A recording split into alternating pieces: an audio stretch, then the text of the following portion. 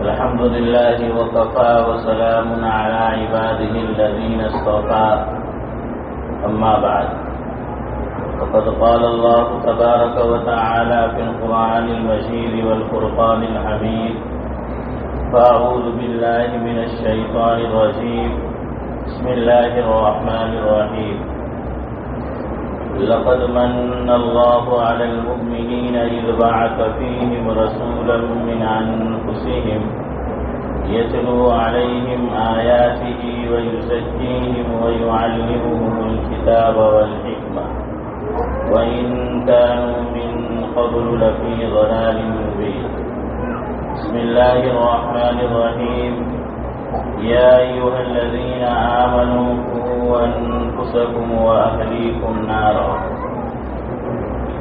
وقد ورد في الحديث قال النبي صلى الله عليه وسلم خيركم من تعلم القرآن وعلمه وقال عليه الصلاة والسلام أدبوا أولادكم على 3 خصال حب نبيكم وحب أهل بيته وقراءة القرآن وقال عليه الصلاة والسلام كلكم راع وكلكم مسؤول عن رعيته أو كما قال عليه الصلاة والسلام اے دعا خدا سے خصوصی کرم کرے اے دعا خدا سے خصوصی کرم کرے دے زباں پر وہ بات جو دل پر اثر کرے ہے دین کی ساری ہی باتیں قابل قدر ہے دین کی ساری ہی باتیں قابل قدر ہم جو باتیں بھی سنیں اس کی قدر کرے نہ ہو حق بات پہ کبھی کوئی اعتراض نہ ہو حق بات پہ کبھی کوئی اعتراض خدا دل میں ایسا پیدا شرح صدر کرے کر دے زباں پر ہمارے ذکر جاری کر دے زباں پر ہمارے ذکر جاری جب دنیا سے عقبا کا سفر کرے اور میدان حشر میں کرم سے اپنے اور میدان حشر میں کرم سے اپنے عطا عرش کا سایہ اور جام کوثر کرے آمین۔ بزرگان محترم اور حضرات علماء کرام، عزیز دوستوں اور ننھے مننے پیارے بچے اور بچیاں،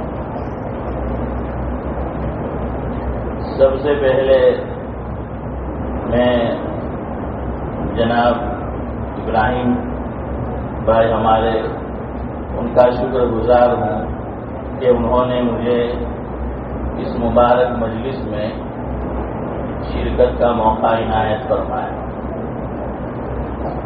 یعنی ایک معنی میں کئی سال جو پیچھے چھوٹ گئے وہ منظر آج پھر تازہ ہو گیا۔ ماشاءاللہ سارے ہی بچوں نے مکتب کے اعتبار سے جو تعلیم ہوتی ہے اس اعتبار سے اچھا پروگرام پیش کیا۔ اساتذہ کی محنت بھی یقیناً ان کے پیچھے رہی ہے، تبھی جا کر اتنا اچھا پروگرام وہ پیش کر سکے۔ اللہ تبارک و تعالی مزید ترقیات سے نوازے۔ اور حضرت مولانا عبدالحسیب صاحب، انہوں نے آپ کے سامنے جو گفتگو کی تو بہت سے گوشوں پر انہوں نے روشنی ڈالی۔ اللہ تبارک و تعالی قابل عمل باتوں پر ہم تمام کو عمل کی توفیق نصیب فرمائے۔ چند مختلف باتیں آپ کی خدمت میں پیش کرنی ہے۔ سب سے پہلی بات، آج کا جو یہ جلسہ ہے وہ سالانہ انعامی جلسہ ہے۔ خطیب الامت حضرت مولانا ابرار احمد صاحب دلیوی رحمۃ اللہ علیہ کو نوساری کے اندر ایک محلہ ہے موٹواڑ، وہاں کے احباب نے مدعو کیا اور اسی طرح کا سالانہ انعامی جلسہ تھا۔ تو جو میزبان تھے وہ کہنے لگے کہ حضرت آپ کے بیان کے بعد انعام بھی چھوٹے بچوں کو تقسیم کیا جائے گا، ان کو انعام دیا جائے گا۔ تو حضرت نے جواب میں فرمایا کہ بھئی انعام چھوٹے بچے کو ہی کیا، بڑوں کو بھی اچھا لگتا ہے، انعام کسے اچھا نہیں لگتا۔ اور نوساری میں جب حضرت کا بیان ہوا، حضرت نے بیٹھنے کے ساتھ ایک بات کہی، کیونکہ مزاج میں ظرافت بھی تھی، مزاح بھی تھا۔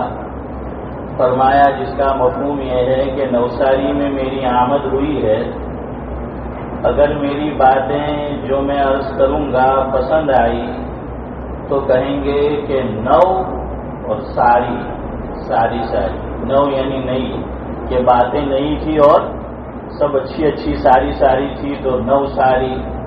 اور فرمایا کہ اللہ نہ کرے اگر میری گفتگو آپ کو پسند نہیں آئی تو دوسری مرتبہ کہیں گے کہ مولانا نو سوری۔ تو خیر بہرحال اللہ تبارک و تعالی کچھ اچھی باتیں کہلوا دے۔ تو حضرت نے استدلال کیا کہ انعامی مزاج صرف بچوں کا نہیں بلکہ بڑوں کا بھی ہوتا ہے۔ صحابہ کرام کا مزاج، تابعین کا مزاج، اور فرمایا کہ اس سے آگے سید الانبیاء حضرت نبی کریم صلی اللہ علیہ وسلم کا مزاج بھی یہی تھا۔ اور دلیل میں یہ آیت کریمہ پیش کی جو ہم روزانہ کئی مرتبہ نماز میں تلاوت کرتے ہیں کہ اللہ رب العزت نے ارشاد فرمایا کہ اہدنا الصراط المستقیم صراط الذین انعمت علیہم۔ تو دیکھیں یہاں پر کہا گیا کہ انعام یافتہ لوگ، تو انعام یافتہ کہ اللہ تبارک و تعالی نے انعام سے نوازا۔ قرآن کریم کی بعض آیات کی تفسیر قرآن کریم ہی کسی اور موقع پر کرتا ہے۔ تو یہاں فرمایا کہ صراط الذین انعمت علیہم، انعام یافتہ لوگ کون ہے؟ تو اللہ رب العزت نے چھٹے پارے میں ایک اور مقام پر فرمایا فَأُولَٰئِكَ مَعَ الَّذِينَ أَنْعَمَ اللَّهُ عَلَيْهِم مِّنَ النَّبِيِّينَ وَالصِّدِّيقِينَ وَالشُّهَدَاءِ وَالصَّالِحِينَ۔ تو بہرحال انعامی مزاج تو سب کا ہوتا ہے۔ اللہ تبارک و تعالی ہمارے اوپر بھی یہ انعام کر دے کہ اس بابرکت مجلس کے طفیل میری اور آپ کی دنیا بھی بنا دے اور آخرت بھی بنا دے۔ دوسری بات، مکتب کی اہمیت۔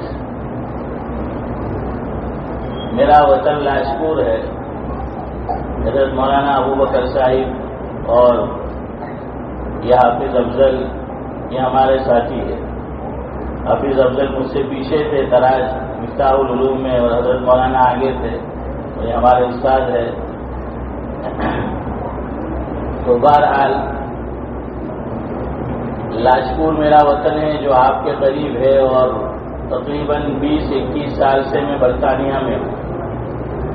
مکتب کی اہمیت مجھے اور آپ کو، یعنی میں جب تک یہاں تھا اور آپ یہاں ہیں، آپ اسے محسوس نہیں کر سکتے جو ہم وہاں رہ کر محسوس کرتے ہیں۔ ہاں، اور میں ہی نہیں، جو بھی وہاں پہنچا ہے وہ یہاں آئے تو آپ پوچھ لیں کہ کتنے پاپڑ بیلنے پڑتے ہیں، اور اللہ تبارک و تعالیٰ نے آپ کو یہاں کتنی آسانی دے رکھی ہے۔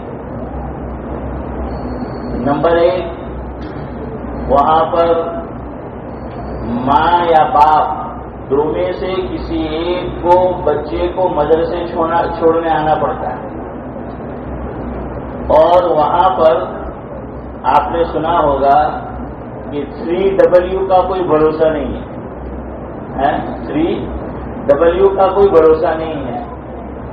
ورک یعنی جاب، کام، وومن، اور ویدر۔ یہ ویدر کب کیسا ہو جائے، موسم کب بدل جائے، کچھ نہیں کہا جا سکتا۔ ٹھنڈی پڑتی ہے، کبھی برف باری ہوتی ہے، بارش ہوتا ہے، گرمی ہے تو بلا کی گرمی ہے۔ اور یہاں تو ماشاءاللہ سب لوگ قریب قریب میں رہتے ہیں، اور بچے خود ہی صبح اٹھ کر مدرسے چلے جاتے ہیں، یا بہت چھوٹے بچے ہیں رکھنے جانا بھی پڑتا ہے تو کبھی اڑوس پڑوس والے کو بھی بول دیا یا بچے کے ساتھ کر دیا کہ آپ چلے جاؤ، لیکن وہاں مستقل وقت نکالنا پڑتا ہے، ٹائم نکالنا پڑتا ہے۔ اور عام طور پر شوہر یعنی بچے کا والد یہ جاب پر ہوتا ہے، یہ خدمت وہاں پر خاتون، عورت اور ماں انجام دیتی ہے،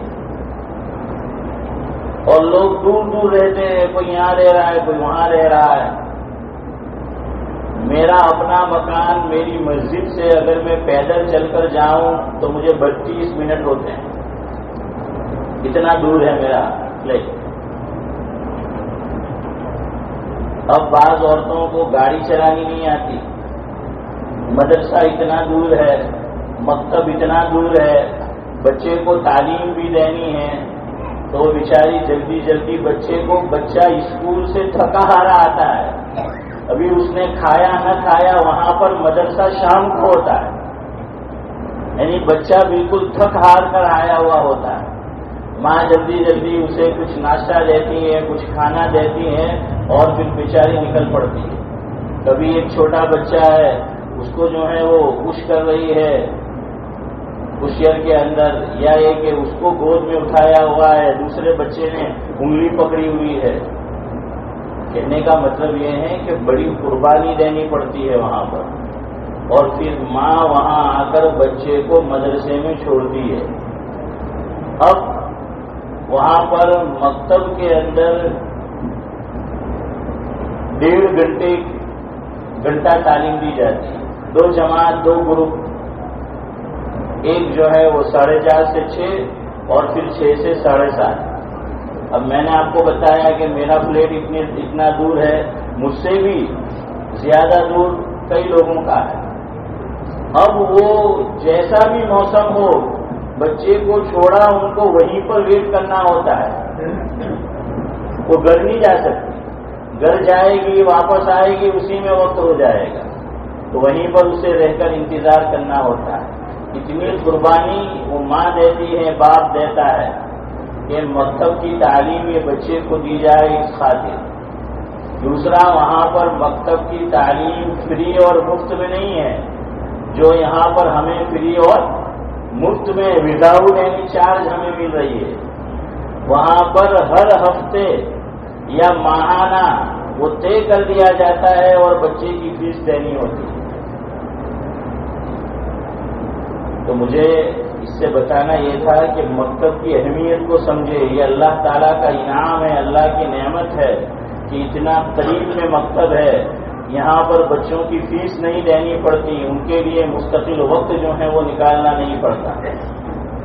ہاں، کرنے کا جو کام ہے یہاں پر ماں باپ کو، دیکھیے 3 لوگوں کی محنت ہوگی تو بچہ مکتب میں کامیاب و کامران ہو سکتا ہے۔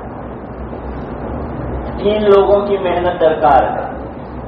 نمبر 1، سب سے پہلے ماں باپ یہ بچے کو وقت دے اور بچے کے پیچھے محنت کرے، یا یہ کر دے کہ 1 ہفتہ والد محنت کرے گا، بچوں کو سبق پڑھائے گا، 1 ہفتہ والدہ یہ خدمت انجام دے گی، یا ایک دن کی روٹین بنا لے، جو بھی بہرحال سہولت ہو۔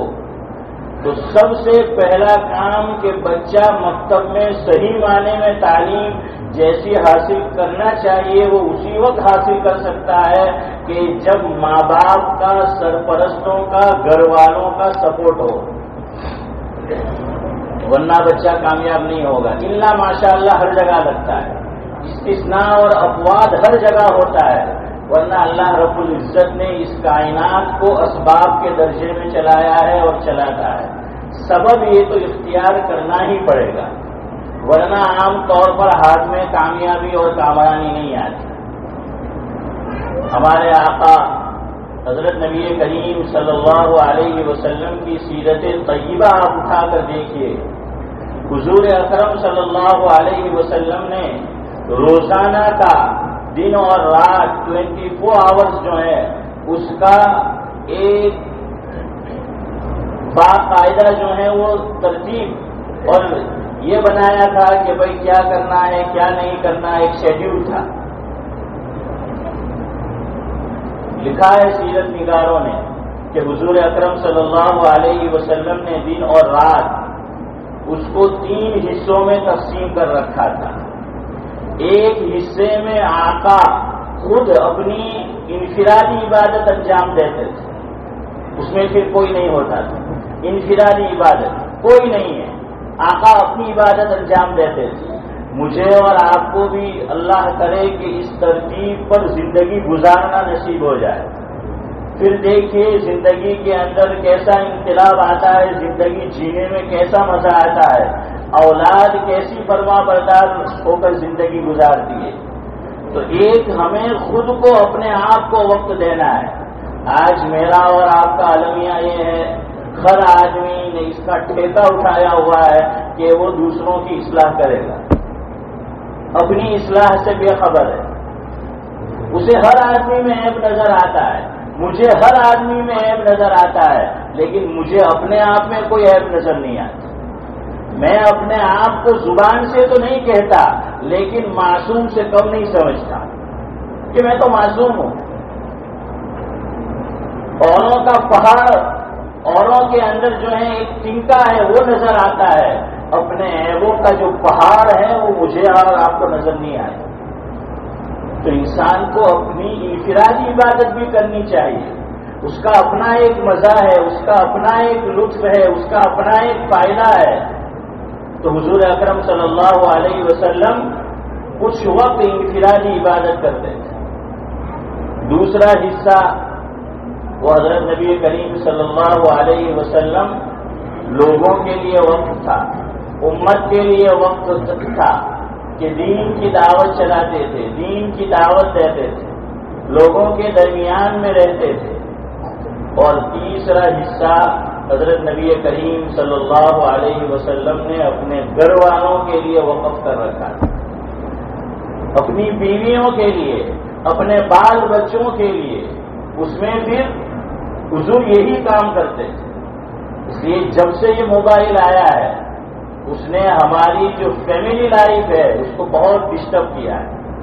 اس لیے جب بچوں کے ساتھ بیٹھو یہ سب چیزیں بند کر دو، یہ سائلنٹ پر رکھ دو یا بند کر دو.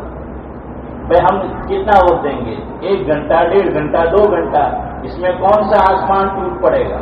ورنہ یہ موبائل چالو رہا، پتہ نہیں کبھی واٹس ایپ پہ میسج آ رہے ہیں اور کبھی انسٹا کے اوپر جو ہے آدمی دیکھ رہا ہے، کبھی ایف بھی ہے اور پتہ نہیں کیا آلہ بنائے لگی ہوئی ہے. کم از کم ہم نے بچپن میں دیکھا کہ یہ ہوتا تھا کہ دن بھر ہسبینڈ اور وائف اور بچے یہ ساتھ نہیں ہوتے تھے تو ایک وقت ضرور ہوتا تھا جس میں سب ساتھ میں ہوتے تھے، اور وہ تھا رات کے کھانے کا وقت. رات کا کھانا بچپن میں ہم نے دیکھا کہ عام طور پر گھروں میں مغرب کی نماز کے بعد ہوتا تھا، اور اس میں سب ساتھ بیٹھ کر کھانا کھاتے تھے. اور اس وقت کچھ گفتگو بھی ہو جاتی تھی، مدرسے میں کیا پڑھا، کیا پڑھایا، اسکول میں کیا پڑھا، کیا پڑھایا، دن جو ہے وہ کیسے گزرا، کوئی نصیحت کرنی ہے، کوئی بات چیت کرنی ہے، ہنسی مذاق کرنا ہے، وہ سب ہوتا تھا. لیکن اب جب سے یہ موبائل آیا ہے، یہ سوشل میڈیا آیا ہے، کھانے کا کوئی نظام، کوئی وقت طے اور فکس ہے ہی نہیں. شوہر کبھی کھاتا ہے، بیوی کسی اور ٹائم کھاتی ہے، بچہ جو ہے وہ بھی ساتھ بیٹھ کر نہیں کھاتے. 3-4 بچے ہیں، ایک کے ہاتھ میں جو ہے وہ آئی پیڈ ہے، ایک کے ہاتھ میں ٹیبلٹ ہے، کسی کے ہاتھ میں وہ موبائل جو ہے وہ رکھا ہوا ہے. اور میں کہاں کرتا ہوں کہ پہلے تو بڑے بوڑھوں کو ٹیبلٹ لینا پڑتی تھی اور دینا پڑتی تھی، تب جا کر وہ کھانا کھا سکتے تھے یا کھانا ہضم ہوتا تھا. اب یہ چھوٹے چھوٹے بچوں کو جب تک ٹیبلٹ نہ دو کھاتا ہی نہیں ہے. تو پہلے تو بڑھاپے میں ٹیبلٹ تھی، اب تو بچپن سے ہی جو ہے وہ ٹیبلٹ آ گئی ہے. ماں بھی اسی میں مگن ہے تو بچوں پہ بھی ویسا ہی اثر پڑے گا. ماں باپ سب سے بڑے آئیڈیل ہوتے ہیں بچوں کے لیے. تو اس لیے دیکھیے اگر اب تک یہ نظام نہیں بنا ہے، شروع کے اندر تکلیف ہوگی، خود اپنے آپ کو بھی تکلیف ہوگی، لیکن اپنے آپ کو اس کا عادی بناؤ. کہ مغرب کی نماز کے بعد سب ساتھ بیٹھ کر کھانا کھائیں گے اور موبائل اور اس جیسی چیزیں ہیں اس کو بند کر دیں گے اور کھانے کے بعد بچوں کو لے کر بیٹھو. میں یہ نہیں کہوں گا کہ صرف مدرسہ اس کا سبق سنیں بلکہ اسکول کا ہوم ورک بھی دیکھیں. اب زمانہ وہ نہیں رہا. آپ دیکھیے اب یہ فنون کی اور اسکول کی تعلیم کی بھی بڑی ضرورت ہے، ورنہ مجھے اور آپ کو سرکاری نوکری ویسے ہی نہیں ملتی، وہ ملنے والی نہیں ہے. اب ایجوکیشن بہت ضروری ہو چکا ہے. آپ نے ابھی آنکھ نہیں کھولی تو ہماری آنے والی نسل اور جنریشن بہت پچھتائے گی. آپ صرف ہنسی مذاق کی چیزیں، جوکس، ڈرامے یہ مت دیکھا کریں، بلکہ یہ بھی دیکھیں کہ ملک میں چل کیا رہا ہے، ہو کیا رہا ہے، نصاب تعلیم کیسا بنایا جا رہا ہے، ہمیں کن چیزوں کی طرف توجہ دینے کی ضرورت ہے. اور بقول حضرت مولانا خلیل الرحمان سجاد نعمانی صاحب دامت برکاتہم العالیہ، ایک جملے نے مجھے اور آپ کو، ایک سینٹنس نے بہت نقصان پہنچایا ہے. اور یہ باتیں علماء بھی زبان سے نکال دیتے ہیں جانے انجانے. ہم نے علم کی تقسیم کر رکھی ہے کہ ایک دین کا علم، دوسرا دنیا کا علم. حالانکہ قرآن و حدیث میں کہیں یہ تقسیم موجود نہیں ہے، کہیں تقسیم موجود نہیں. جو حضرات علماء کرام ہیں وہ جانتے ہیں منطق کی کتاب، بلکہ کتابیں کہہ لیجیے درجہ عالمیت میں پڑھائی جاتی ہے. اگر اس کو نہ بھی پڑھایا جائے تو کوئی خاص نقصان نہیں ہوتا. اور جانتے ہیں منطق کے متعلق کیا کہا گیا. بہرحال اس کے فوائد بھی ہے اور کچھ کہنے والے اور چیزیں بھی کہتے ہیں. دارالعلوم دیوبند کے سب سے اول صدر مدرس حضرت مولانا یعقوب صاحب نانوتوی نور اللہ مرقدہ کے تعلق سے حکیم الامت مجدد الملت حضرت مولانا اشرف علی صاحب تھانوی نور اللہ مرقدہ کے ملفوظات میں ہے، جس کا مفہوم اور خلاصہ یہ ہے کہ حضرت کی تدریس جاری تھی، درس جاری تھا. ایک آدمی دوران درس آتا ہے اور آنے کے بعد اندر آنے کی اجازت چاہتا ہے، حضرت اندر آنے کی اجازت دے دیتے ہیں.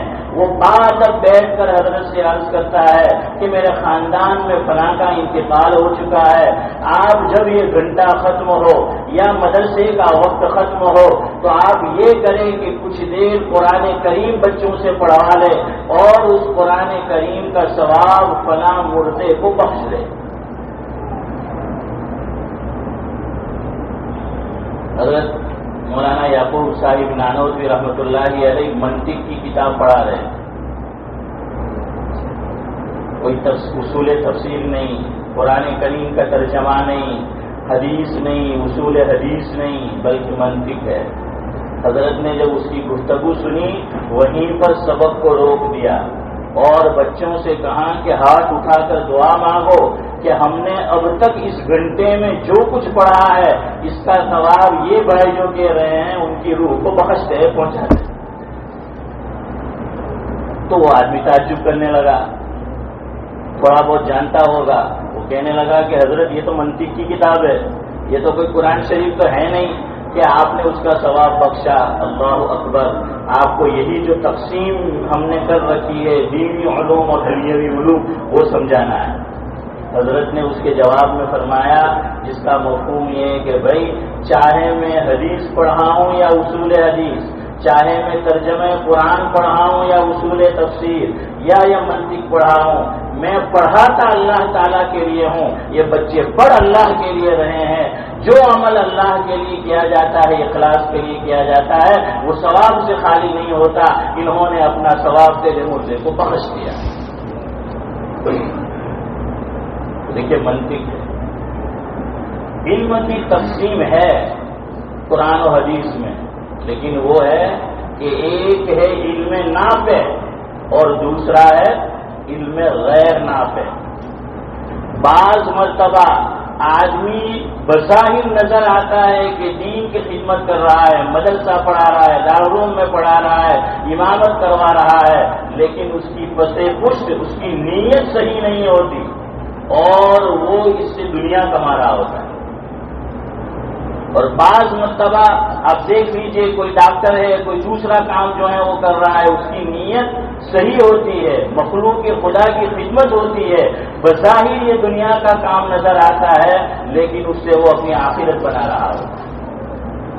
اور یہ تو خود حدیث پاک میں ہے کہ سب سے پہلے مفہوم ہے جہنم کو جو دہکایا جائے گا اس میں کس کو ڈالا جائے گا؟ سب جانتے ہیں علماء کرام، کس کو ڈالا جائے گا؟ تو کیا ہے؟ نیت میں فتور۔ اس لیے بھائی دونوں پہ توجہ دو، دھیان دو، ورنہ یہ جیو آپ کے بچوں کو جینے نہیں دے گا آگے۔ اتنا فری کر رکھا، اتنا سستا کر رکھا۔ اور میں تو دیکھتا ہوں، دیکھیے میرے سب نے جو ہے کرکٹ کھیلا ہے یا اپنے بچپن کے اندر جو کھیل ہوتے ہیں کھیلے ہوتے ہیں۔ میں ابھی آیا، میں نے دیکھا راؤنڈ چل رہے ہیں، کرکٹ کھیل رہے ہیں، سب ان الذین آمنوا نظر آتے ہیں۔ جو برادران وطن ہے ہمارے، وہ ابھی ایگزام کا وقت ہے، امتحان کا وقت ہے، وہ امتحان کی تیاری کر رہے ہیں، ہم کرکٹ کی تیاری کر رہے ہیں، ہم راؤنڈ کی تیاری کر رہے ہیں۔ کیوں؟ ماں باپ کو یہ فکر نہیں ہے، ماں باپ بھی اپنی اپنی دنیا میں جو ہے مست اور گم ہے، تو بھائی اس کی بھی فکر کرنی ہے۔ مدرسہ اس کا سبق بھی یاد کرانا ہے، اور اسکول کا ہوم ورک یہ بھی جو ہے وہ کرانا ہے۔ اکبر مرحوم نے کتنی پیاری بات کہی ہے، اس سے آپ کو اندازہ ہو جائے گا کہ یہ تقسیم غلط ہے، علم نافع اور علم غیر نافع ہیں۔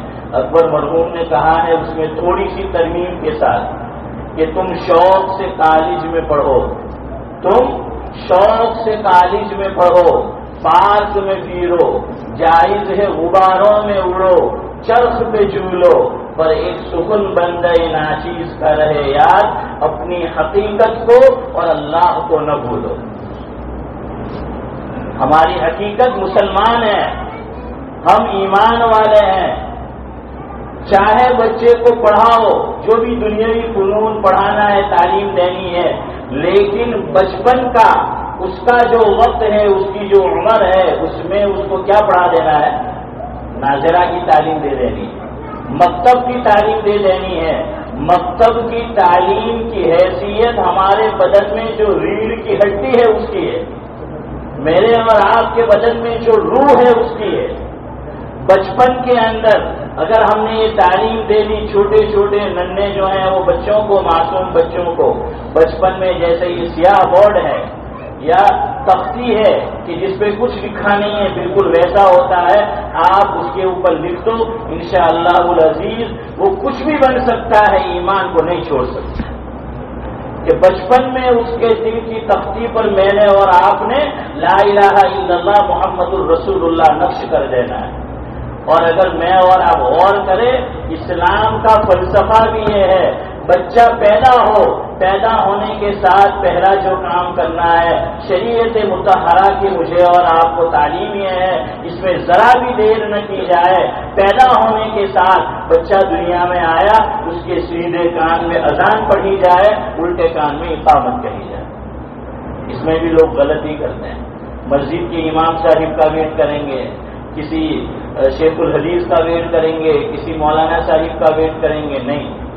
ہاں اگر پہلے سے موجود ہے یا قریب میں گھر ہے، بلا لیا، ٹھیک ہے، ورنہ یاد رکھے شریعت یہ چاہتی ہے جتنا جلدی ہو پیدائش کے بعد سب سے پہلے اس کے کان میں یہ آواز پہنچنی چاہیے۔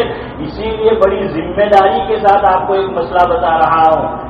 فقیہ العصر سید السادات حضرت مولانا مفتی عبدالرحیم صاحب لاشکوری نور اللہ مرقدہ نے فتاوی رحیمیہ کے اندر ایک سوال کے جواب میں تحریر فرمایا، جس کا مفہوم اور خلاصہ یہ ہے کہ بچہ جب دنیا میں آ جائے، تولد ہو جائے، جنم لے، اس کو وہ پیدا ہو جائے، اگر وہاں پر کوئی مرد موجود نہیں ہے، کوئی اور عورت بھی ماں کے علاوہ موجود نہیں ہے، ماں اس وقت اس کی جو حالت ہوتی ہے اس کو نفاس کی حالت کہا جاتا ہے، وہ قرآن کو ٹچ نہیں کر سکتی، وہ نماز پڑھ نہیں سکتی، روزہ رکھ نہیں سکتی، اس حالت میں ہے.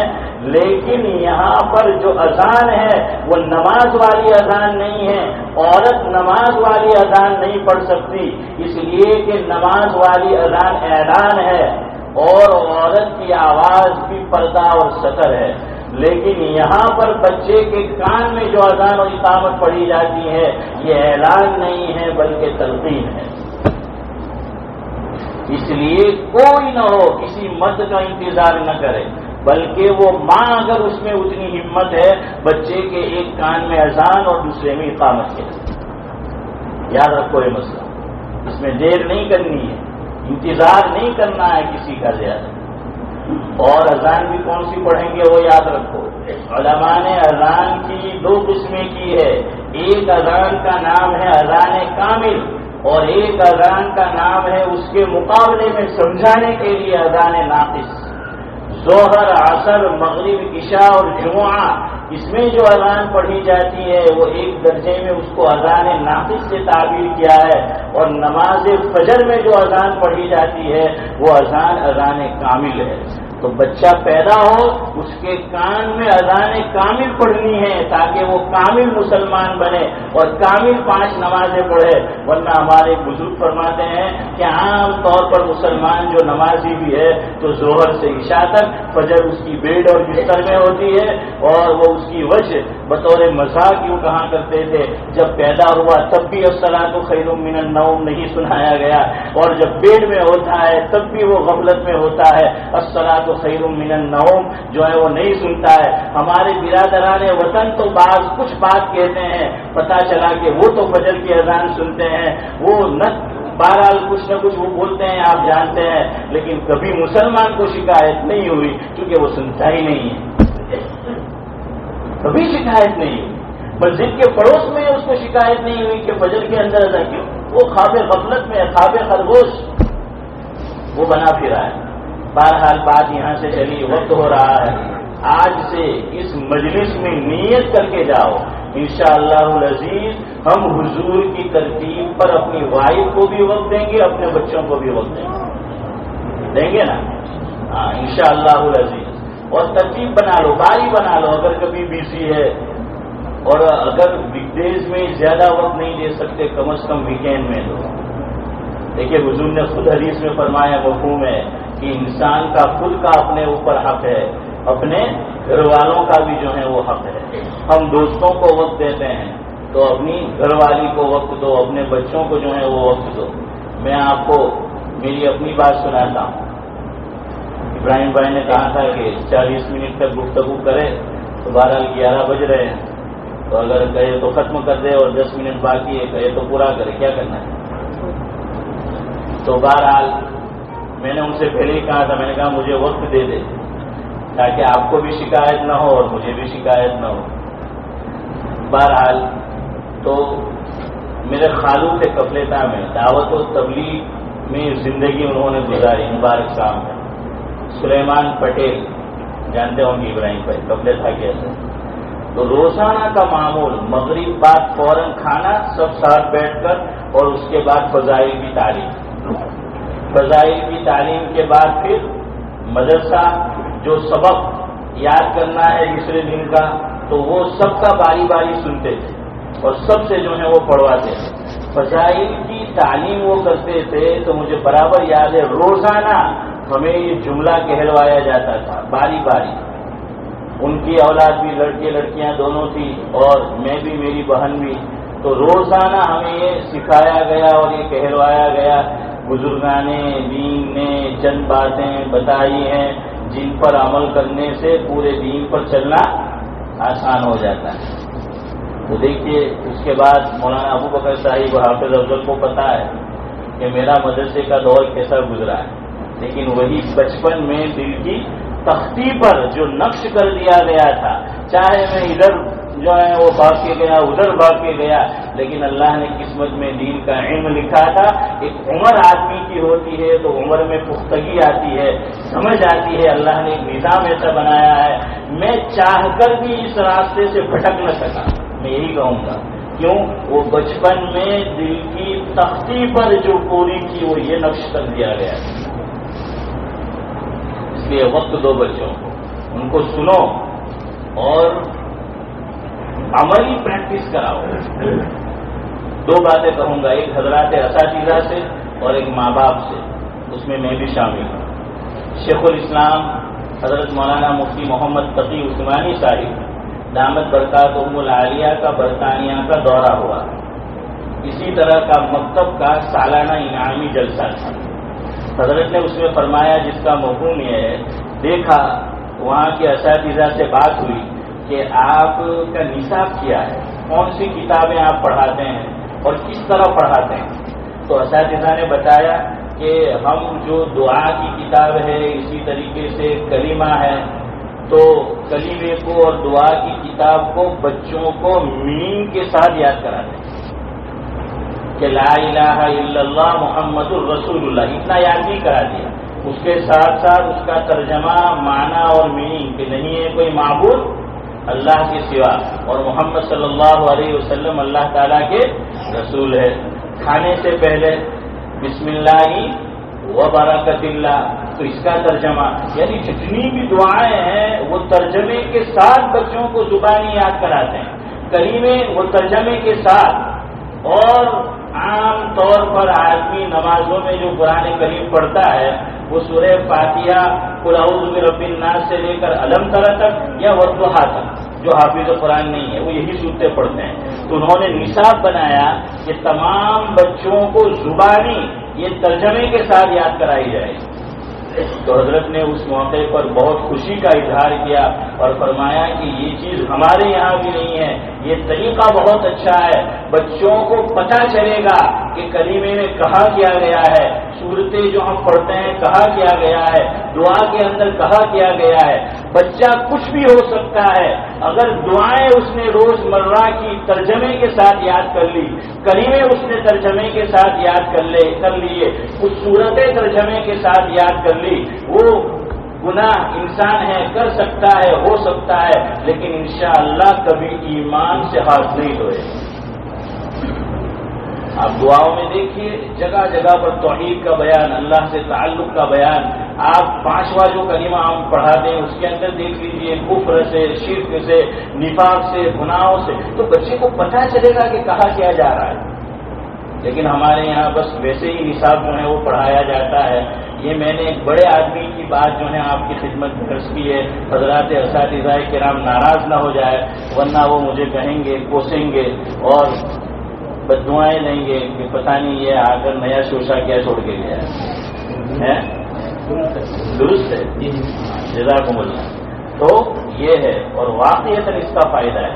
ہمارے یہاں بھی ہم اسی طرح پھر برطانیہ میں اس جگہ جب سے حضرت نے بات کہی اسی طرح ہم پڑھاتے ہیں، تو بچے کو وہ پتہ چلتا ہے۔ یوسف اسلام آپ جانتے ہیں سنگر تھا، اس نے پھر اسلام قبول کیا۔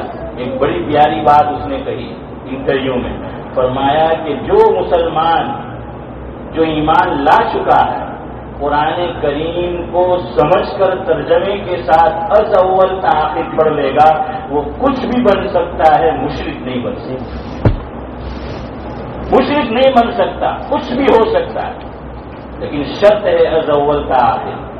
لیکن ہمارے یہاں تو مدارس میں بھی ترجمہ قرآن عربی ششم میں جا کر شروع ہوتا ہے، جو اصل چیز ہے وہ وہاں، اور پھر ویسے جو ہے وہ پڑھایا جاتا ہے، وقت بھی ہوتا نہیں ہے، اور یہ بس چلو چلو چلو آگے چلو۔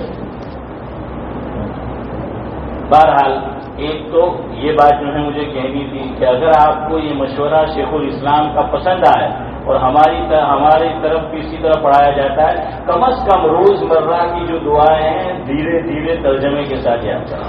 اور دیکھیے ترجمے کے ساتھ یاد کرنا ذرا مشکل بھی ہوگا، اور ہم جو مدرس ہے ہمیں بچپن سے مولانا کو پتہ اتنا گوشت کھلا دیا جاتا ہے کہ مزاج میں اتنی گرمی کے خدا کی پناہ ہے۔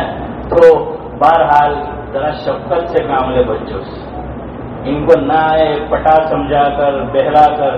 حضرت نے جو ہے وہ قصہ سنایا ابھی آپ صلی اللہ علیہ وسلم کی شفقت کہاں کے بچوں کے ساتھ کیا جو ہے وہ معاملہ تھا، اور انہوں نے روایت بھی پڑھی تھی ملم یرحم صغیرنا۔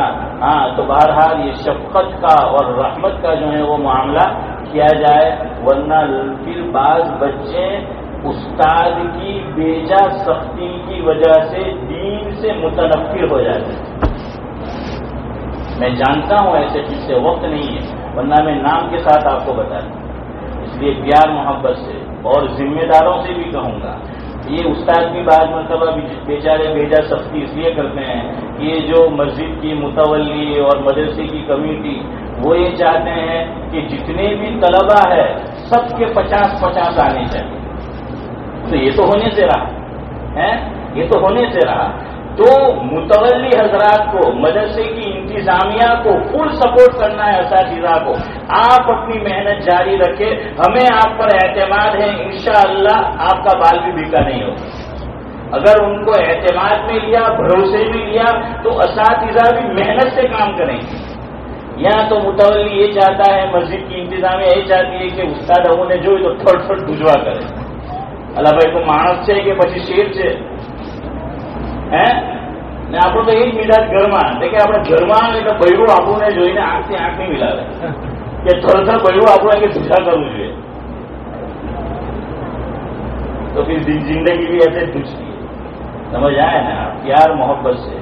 देखिए अल्लामा शब्बीर अहमद उस्मानी नव्वरल्लाहु मरक़दहू का एक मलफूज है, फरमाया इज़्दिवाजी जिंदगी और घरेलू जिंदगी तक़वे से नहीं चल सकती, ये प्यार मोहब्बत से चली. मेरा और आपका तक़वा वो हमारे तक. बच्चों को प्यार दो, मोहब्बत दो, शफ़क़त दो, बीवी के साथ प्यार और मोहब्बत से रहे. फिर देखिए घर के अंदर कैसा सुकून जो है वो मिलता है और सब अपना फरीज़ा बराबर अदा करेंगे, बच्चों को भी जो है वो पढ़ाएंगे. तो बहरहाल एक बात तो ये कहनी थी कि ये करो. दूसरी और आखिरी बात, ये प्रैक्टिकली बच्चों को सिखाया जाए. यहाँ ये गलत फहमी फिर दूर कर ले. तो मैंने यहाँ से बात चली थी 3 आदमियों की मेहनत. वालिदैन वो मेहनत करेंगे रात घर पे बच्चों के साथ मकतब में, बच्चा खुद मेहनत करेगा और तीसरे नंबर पर असातिज़ा. और असातिज़ा का नंबर उलमा ने तीसरे नंबर पे दिया है. पहली मेहनत माँ बाप की, फिर बच्चे की, फिर उस्ताद की. यहाँ गाड़ी उल्टी ही चलती है.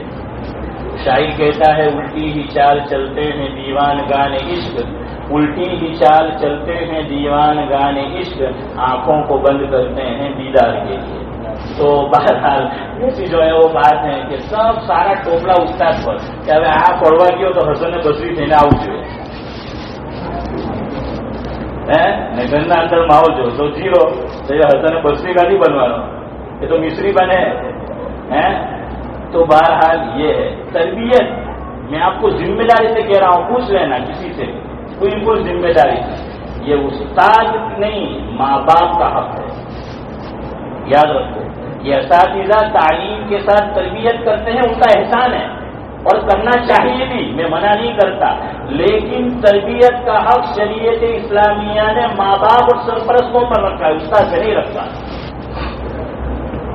हज़रत शेखुल हदीस मौलाना मोहम्मद ज़करिया साहिब नव्वरल्लाहु मरक़दहू ने आप बीटी में लिखवाया है कि मेरे एक मकतब के उस्ताद ने तरबियत करने के लिए मुझ पर सख्ती की, छुट्टी के बाद भी मुझसे कान पकड़वाए, नहीं छोड़ा.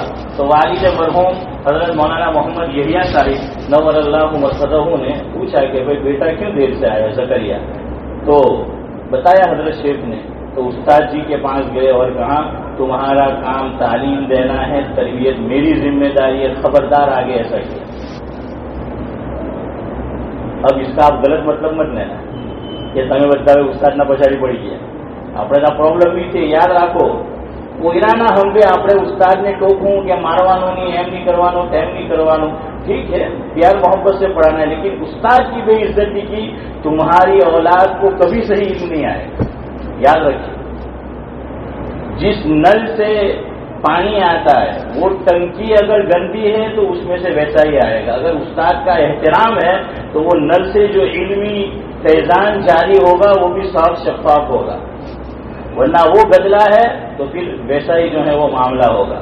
तो बहरहाल एक तो तरबियत यकीनन असातिज़ा भी करे, लेकिन माँ बाप भी, और अमली मशकरा है. घर में आए, बच्चा सलाम के बगैर अंदर आता है, उसको वापस भेजे. मैं कपलेता में स्कूल पढ़ा हूँ. हमारे मोहन सर थे नवसारी के, हेड टीचर भी थे और मेरे क्लास के टीचर भी थे. تو روزانہ ابراہیم بھائی جب ہم داخل ہوتے تھے تو انگلش میں پوچھنا پڑتا ہے آئی ایم کمنگ سر. جب خبر اتنی کہ ہاں موڑا تھی کہ وہ لاہور پڑی رہا ہے کچھ پتا نہیں تھا. ایک تو انگلش سمجھایا نہیں اور یہ سمجھا دیا کہ آئی ایم کمنگ سر. اور ویسے ہی اگر اندر گھس گئے تو کہتے تھے کہ بھاگ جا پاسو کہنا آئی ایم کمنگ سر. تو ہم بھی ہمارا بچہ بغیر سلام کے گھر میں آئے کہو پیار محبت سے باہر ہے. اور یہ اس وقت ہوگا جب آپ خود سلام کے ساتھ گھر میں آئیں. ورنہ عبدالسلام آ جائے گا بغیر سلام کے آئے گا تو گھر میں سلام کا ماحول نہیں ہوگا. سمجھ آیا. دوسرا کھانے بیٹھے بچوں سے کہے کہ بھائی 3-4 بچے ہیں آج تجھے زور سے دعا پڑھانی کل اسے پڑھانی کل اسے پڑھانی. اور پھر کیا ہے وہ رکھ دو دعا ٹوائلٹ سے باہر کہ بھائی یہ پڑھ کے جانا ہے. اس طریقے سے عملی پریکٹس جو ہے وہ کراؤ. میرے رفیق محترم اگست میں میرا سفر ہوا, ان کا مکان دیکھا دل باغ باغ اور خوش ہو گیا. یہی ترتیب مکان بنانے کی ہے. مکان میں گھر کی مسجد ہونی چاہیے. انہوں نے وضو خانہ بھی بنایا ہے گھر کی مسجد بھی بنائی ہے. میں نے کہا تو بڑے بڑے علامہ پر سبقت لے گیا ورنہ ان کے مکان میں بھی ایسا نہیں ہے. ہاں اللہ جس سے چاہے کام لیتا ہے. میں نے بڑے بڑے علامہ کے مکان دیکھے ان کے مکان جیسا نہیں ہے. آپ جاؤ داخل ہو ماشاءاللہ وضو خانہ ہے نماز کے لیے جو ہے وہ روم ہے اور قرآن شریف رکھا. حدیث کی کتابیں اٹھا لیجیے محدثین نے باب قائم کیا ہے کہ گھر کی مسجد کا. بہرحال میں نے کچھ آپ کا زیادہ ہی وقت لے لیا. ایک طالب علمانہ گفتگو تھی. اللہ تبارک و تعالیٰ اگر کوئی صحیح بات جو ہے وہ منہ سے نکلوا دی وہ زبان سے تو قابل عمل باتوں پر ہمیں عمل کی توفیق نصیب فرمائے. اور اگر کچھ غلطی ہو گئی ہو گستاخی ہو گئی ہو تو امید ہے کہ آپ دامن عفو میں جگہ نصیب کریں گے.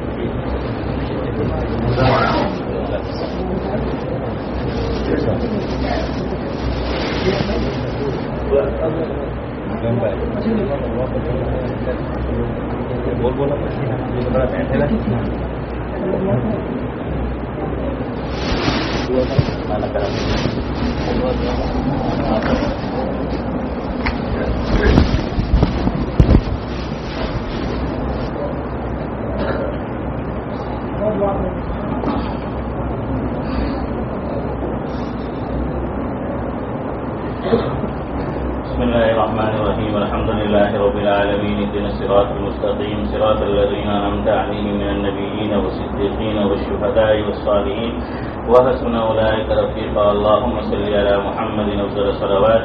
اللهم ربنا آتنا في الدنيا حسنة وفي الآخرة حسنة وقنا عذاب النار وقنا عذاب القبر وقنا عذاب الحشر وقنا عذاب الفقر وقنا عذاب الدين واحشرنا يوم القيامة مع المتقين مع الأبرار واحشرنا يوم القيامة مع المتقين مع الإيمان. اللهم فاطر السماوات والأرض أنت ولينا في الدنيا والآخرة توفنا مسلمين وألحقنا بالصالحين. ربنا فاغفر لنا ذنوبنا وكفر عنا سيئاتنا وتوفنا مع الأبرار. ربنا لا تزغ قلوبنا بعد إذ هديتنا وهب لنا من لدنك رحمة إنك أنت الوهاب. اللهم رب ارحمهما كما ربياني صغيرا. اللهم رب ارحمهما كما ربياني صغيرا. ربنا اغفر لي ولوالدي وللمؤمنين يوم يقوم الحساب. اللهم اغفر لنا وللمؤمنين والمؤمنات والمسلمين والمسلمات الأحياء منهم والأموات إنك سميع قريب مجيب الدعوات. ربنا هب لنا من أزواجنا وذرياتنا قرة أعين واجعلنا للمتقين إماما. اللهم إنا على ذكرك وشكرك وحسن عبادتك. اللهم إنا نسألك الهدى والتقى والعفاف والغنى. اللهم احفظنا من كل بلاء الدنيا وعذاب الآخرة. اللهم إنا نسألك العفو والعافية في الدنيا والآخرة. اللهم أحسن عاقبتنا في الأمور كلها وأجرنا من خزي الدنيا وعذاب الآخرة. اللهم لا تقتلنا بغضبك ولا تهلكنا بعذابك وعافنا قبل ذلك. اللهم واقية كواقية الوليد یا ارحم الراحمین یا اکرم الاکرمین. ہم تمام کے گناہوں کو معاف فرما. یا اللہ تمام کی سیئات کو حسنات سے مبدل فرما. یا اللہ پوری زندگی نیکی کے کاموں سے محروم نہ فرما. یا اللہ ایمان والی زندگی نصیب فرما اور وقت پر ایمان والی موت یا اللہ نصیب فرما.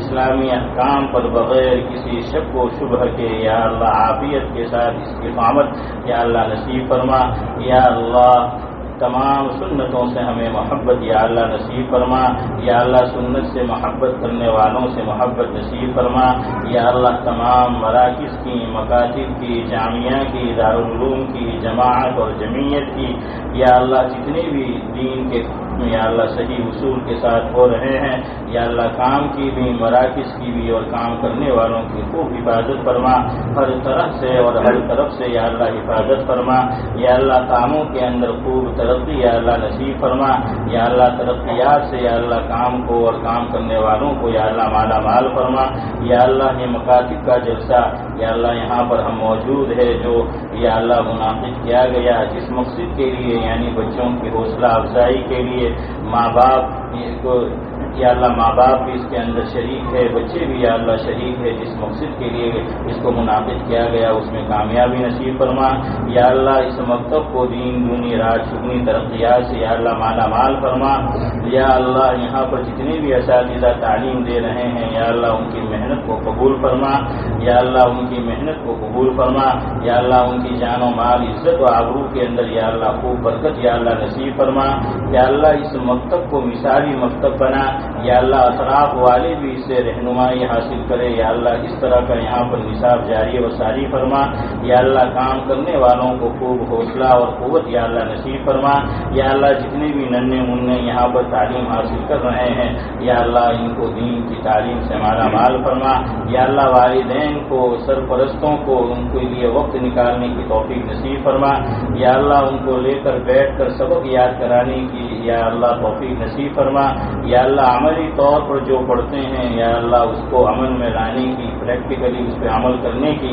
اللہ توفیق نصیب فرما، یہاں پر جتنے بھی یا اللہ اساتذہ ہیں، منتظمین ہیں یا اللہ جو انتظامی امور دیکھ رہے ہیں ان کی محنتوں کو بھی قبول فرما، یا اللہ تمام کے دلوں کے اندر اس مکتب کو لے کر، یہاں کے بچوں کو لے کر جو نیک عزائم ہیں، نیک آرزوئیں ہیں، نیک خواہشات ہیں، نیک تمنائیں ہیں یا اللہ اپنے وقت پر عافیت کے ساتھ تکمیل اور مقدر فرما، یا اللہ جو کچھ ہم نے اس مکتب کے لیے مانگا، اساتذہ کے لیے مانگا، یہاں کے طلباء کے لیے مانگا وہ بھی نصیب فرما، یا اللہ جو نہیں مانگ سکے ان کے حق میں بہتر ہے یا اللہ بغیر مانگے نصیب فرما، یا اللہ ہم نے بھی جن اساتذہ سے، جن اداروں سے پڑھا یا اللہ پڑھانے والوں کو، قائم کرنے والوں کو، محسنین کو، معاونین کو اگر وہ زندہ ہے یا اللہ دارے میں بہترین صلہ نصیب فرما، اگر بحالت ایمان وہ تیری بارگاہ میں پہنچ چکے ہیں اخروی اعتبار سے اپنی شایہ نشان یا اللہ ان کو یا اللہ بدلہ نصیب فرما، یا اللہ پورے عالم کے اندر یا اللہ چین و سکون کی فضا یا اللہ نصیب فرما،